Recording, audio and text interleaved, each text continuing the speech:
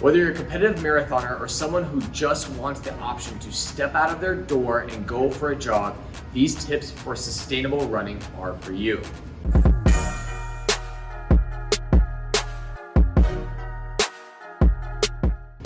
Let's all get on the same page first. The great thing about running is that it has a very predictable demand on your body. That said, there is no foolproof way to absolutely prevent injury.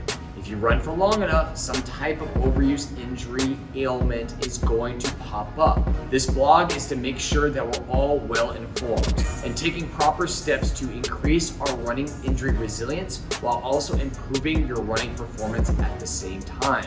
Sound good to you? Now, in this section, I'm going to reference some common training errors. First, I think it helps everyone if we define some elements to training before we say just too much too soon. When runners increase or decrease something in their training, it usually falls under one of three categories. One, frequency.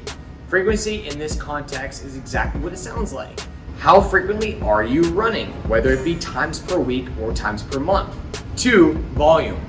Here, volume refers to how many miles or how much time you spend running per session, or total per week.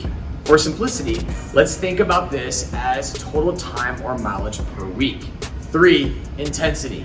Intensity is a little more variable. Intensity in regards to running could refer to the pace or speed at which you choose to run.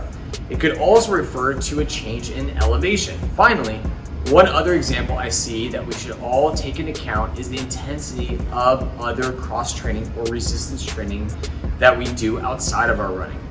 Now that we've defined three important elements of training loads, let's talk about common errors to avoid. You know, the reasons we're all here. To be clear, most of us fall under the category of doing too much too soon. This is just to put context around that, along with some other loose rules to remember. One, large spikes in your training load. If we were to make a line graph of your running loads, it should look more like a Microsoft stock than a Dogecoin stock. In other words, a nice steady incline is much more sustainable than large spikes in mileage, intensity, and frequency. Two, failing to schedule a rest day or recovery week.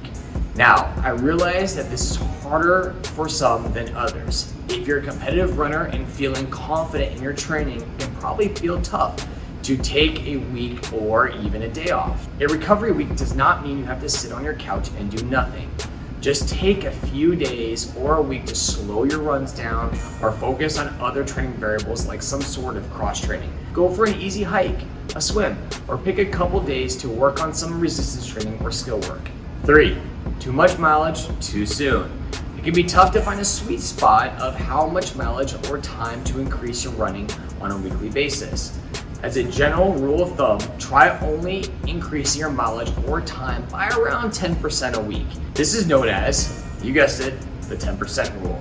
As with most running rules, there are indeed exceptions. If you're just starting out, only increasing your mileage by 10% may not be enough. And if you're putting in some really heavy mileage per week, 10% may be a little extreme. So use your best judgment. If you go for a run and you're still getting a sense of what your body is going to tolerate, make sure you feel back to baseline or close to it after 24 hours. 4, be mindful of other activities adding in throughout the week. Summer is approaching and it's great to be able to add in other activities and exercise throughout the week. Just be mindful and treat your weekly exercise like a budget.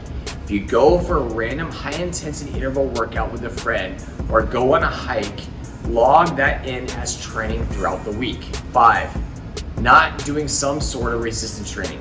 Remember, there are common training mistakes. So to be clear, I'm saying that you absolutely, without a doubt, should be doing some sort of resistance training.